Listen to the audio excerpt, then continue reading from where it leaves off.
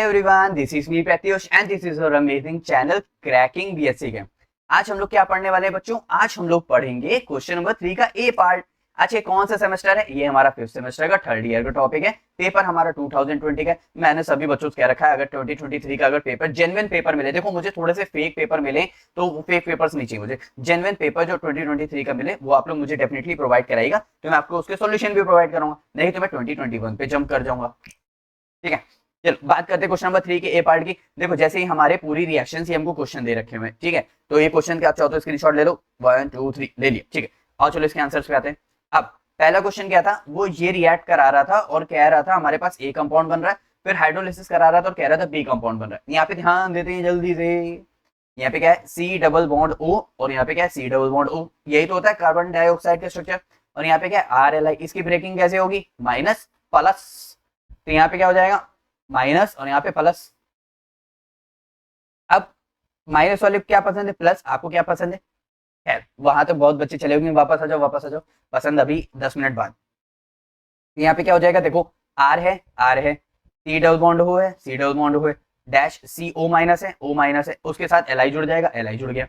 फिर इसका हाइड्रोलिसिस कर रहे हैं, हाइड्रोलिसिस में H प्लस होता है, OH माइनस होता है, तो H प्लस कहाँ जाएगा? इसके पास। OH माइनस कहाँ जाएगा? इसके पास। तो क्या बन जाएगा?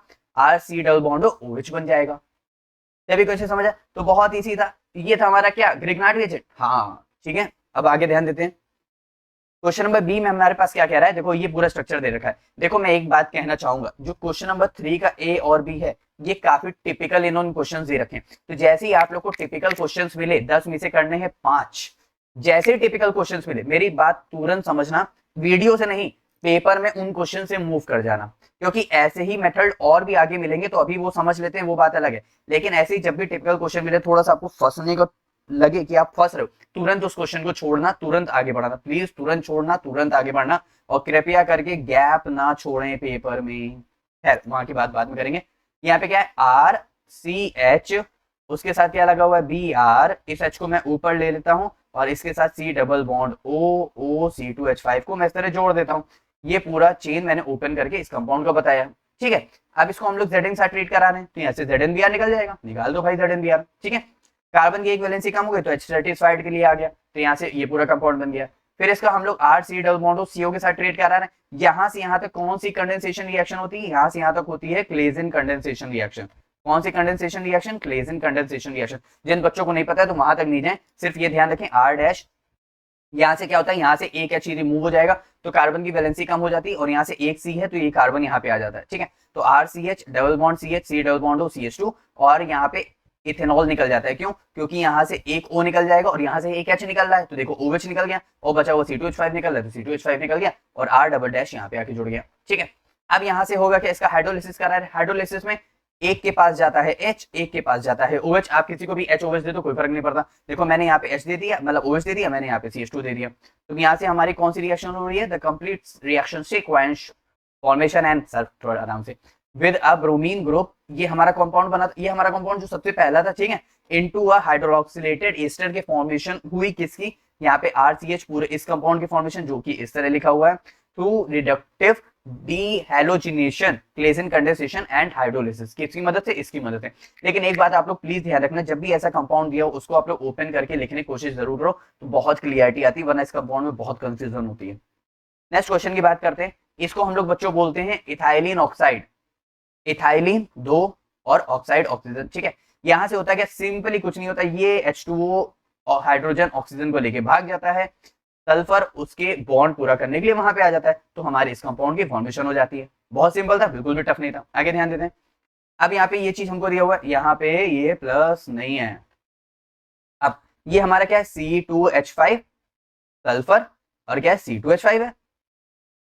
ऑक्सीजन अगर होता तो ईथर बन जाता, लेकिन ईथर है ही नहीं, तो यहाँ से BrCN। अच्छा BrCN हमारे दोनों न्यूक्लियोफाइल की तरह ऐड करते हैं, तो इसीलिए यहाँ पे थायोसाइनाइड की फॉर्मेशन होती है। CN, ये जो CN है यहाँ पे सल्फर के साथ जाके जुड़ जाता है, थायोसाइनाइड की फॉर्मेशन होती है। थायोसाइनाइड की फॉर्मेशन होती है और Br हमारे पास नेगेटिव चार्ज अलग हो जाता है। अगर यहाँ पे कोई पॉजिटिव चार्ज होता है तब Br अलग ना होता, उसके साथ यहाँ पे कुछ ना कुछ सॉल्वेंट डिपेंड करता है। ध्यान रखना इस रिएक्शन में कुछ ना कुछ सॉल्वेंट डिपेंड जरूर करता है, अगर क्वेश्चन में दिया हो तो। यहाँ नहीं दिया था तो यहाँ यूज नहीं किया गया। तो ये था हमारा क्वेश्चन नंबर 3 का ए पार्ट। अब हम लोग बात करेंगे क्वेश्चन नंबर 3 के बी पार्ट की। और जल्दी से यहाँ पे ध्यान देते हैं। क्वेश्चन नंबर 3 के बी पार्ट में कह रहा है जो मेरे पास आर एक्स है, आर एस एन ए है, आर टू एस बना रहा है, आर टू एस मतलब इस तरह है, ठीक है, आर टू ओ मतलब इस तरह, ठीक है। अब ये आर एक्स मैं इसको एल्काइल हैलाइड लिख सकता हूँ, plus R O N A है मेरे पास किसकी फॉर्मेशन हो रही है, आर ओ आर की फॉर्मेशन हो रही है। अच्छा ये कुछ रिएक्शन जानी पहचाने से लग रही, हाँ ये जानी पहचाने से लग रही है, कौन सी है, विलियमसन सिंथेसिस रिएक्शन है। कौन सी रिएक्शन है, विलियमसन सिंथेसिस रिएक्शन है। कुछ समझ आए, विलियमसन सिंथेसिस रिएक्शन, तो ये वही रिएक्शन है। ध्यान दो सिर्फ एस और ओ का अंतर है, ध्यान दो सिर्फ एस और ओ का अंतर है, बस वही है, इसके अलावा तो है ही नहीं, ठीक है। अच्छा अब यहाँ पे हमें एक चीज ध्यान देनी है, ये रिएक्शन फास्ट हो रही है, ये रिएक्शन स्लो हो रही है, क्यों, ये इसलिए क्योंकि यहाँ पे न्यूक्लियोफिलिसिटी मदद, मतलब एक तरह से न्यूक्लियोफाइल मदद कर रहा है और यहाँ पे बॉन्ड स्ट्रेंथ मदद कर रही है, ठीक है, मतलब यहीं पर, ठीक है। ये दोनों, ये जो फेवर रिएक्शन हो रही है किसकी मदद से, न्यूक्लियोफाइल और बॉन्ड स्ट्रेंथ की मदद से हो रही। न्यूक्लियोफाइल यहाँ पे स्ट्रॉन्गर वो जगह, मतलब ये हमारे पास स्ट्रॉन्गर न्यूक्लियोफाइल है तो ये इजिली इसको अप्रोच करता है, तो यहाँ पे इसकी फॉर्मेशन जल्दी हो जाती है, ठीक।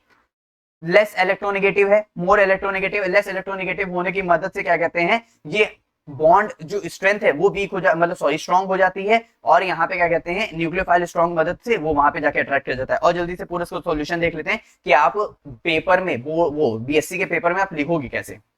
Nucleophilicity, nucleophiles are electron rich species that donate an electron pair to form a new bond, ठीक है, ये होता है हमारा क्या, न्यूक्लियोफाइल, ठीक है।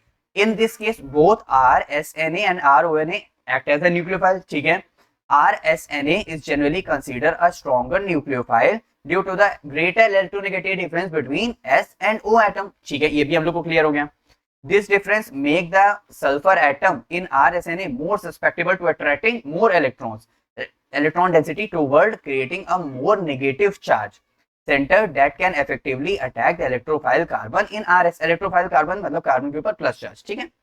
नेक्स्ट ध्यान देते हैं, हमारा नेक्स्ट क्या हो सकता है, बॉन्ड स्ट्रेंथ। जितना कम इलेक्ट्रोनेगेटिविटी डिफरेंस होगा उतनी ज्यादा बॉन्ड स्ट्रेंथ स्ट्रॉन्ग होगी, तो CS bond is generally stronger than CS bond, ठीक है। This stronger bond formation provide a greater thermodynamic driving force of the reaction to proceed making it kinetically more favourable, ठीक है। तो यहाँ तक सभी को अच्छा समझ आया, यहाँ तक कोई भी डाउट है नहीं ना। तो ये था हमारा क्वेश्चन नंबर 3 का ए पार्ट और बी पार्ट। अब हम लोग नेक्स्ट वीडियो में कौन सा करेंगे, 4 का ए पार्ट और बी पार्ट। आप लोगों का काम इतना है कि प्लीज इसको अच्छे से लगाना, प्रॉपर नोट करना और थोड़ी सी प्रैक्टिस भी करते रहना। सभी को अच्छे समझ आया ना। चलो अब मिलते हैं नेक्स्ट वीडियो में नेक्स्ट टॉपिक के साथ। Bye bye.